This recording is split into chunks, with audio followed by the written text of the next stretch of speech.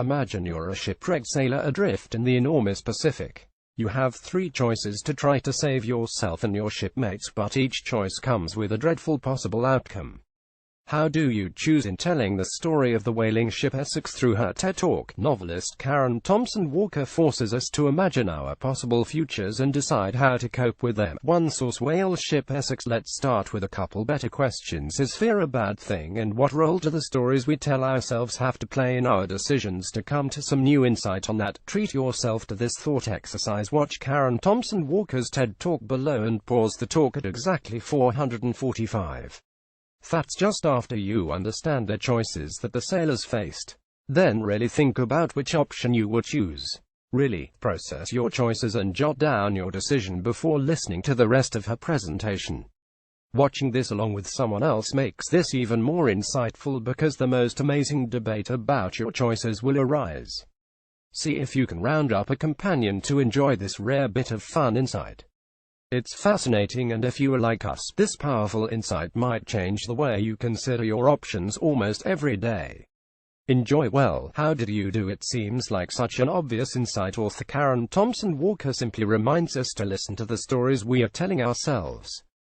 That's not rocket science in theory, but it is so hard to actually practice. So how often does irrational fear force us to make bad decisions? We've just come back from the most extraordinary ideas conference called PopTech. Everyone we met at the conference is working out on the edges of possibility in the fields, just as we are here at everwideningscircles.com. But no one we met had heard of this concept of what fear can teach us, so we thought we'd share this talk today. Every week here at EWC we feature numerous innovators who are telling themselves a different story than the one that would make them quit.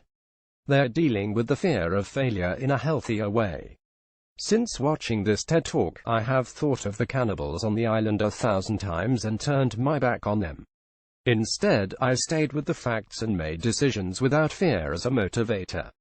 But why do we gravitate towards telling ourselves the most emotionally charged story of all the possible outcomes? We don't even stop to ask ourselves how likely the particular outcome is. We do it in our families, businesses, and communities. It seems to be a leap our brain performs automatically. Take a look at the following photo. What's the story that jumped into your mind about what's going on there? Are you telling yourself a negative story, perhaps something a bit fearful? It's an impulse that is irresistible, isn't it? Well, actually, this is our 11-year-old daughter sitting by a campfire in our backyard, pouting a bit because we wouldn't let her have her 20th marshmallow. Let's sort this impulse out in our own lives. First, we have to acknowledge that fear is an entire system of brain pathways, and one of the most important responses that has kept humanity from going the way of the Neanderthal. Yet today, when we do not have to fear a saber-toothed tiger behind every tree, we are still telling ourselves that a critical level of danger may be right around every corner. Now our stress is social, ethical, and financial, but our brain elevates the challenges to that same fear center. How often do we have difficult family situations that need attention, but we avoid wading in because we are imagining the worst possible outcome? How often are our business decisions based on avoiding the worst possible outcome? And most importantly, have you ever told yourself a scary story ahead of time that caused you to pass up a good opportunity? Yikes, that's the hardest one for me to ponder. Source: Dean Porter and Real Water Productions. Do you work in an environment that is so risk-conservative that very little that is meaningful gets done? Some interesting things to consider. See where this new insight takes you. If you'd like to see an article that shows us how innovation works when fear of failure is not a part of the equation, check out an article we read called DARPA: Removing the Risk of Failure. DARPA is one of the world's most important centers for cutting-edge technology research and innovation.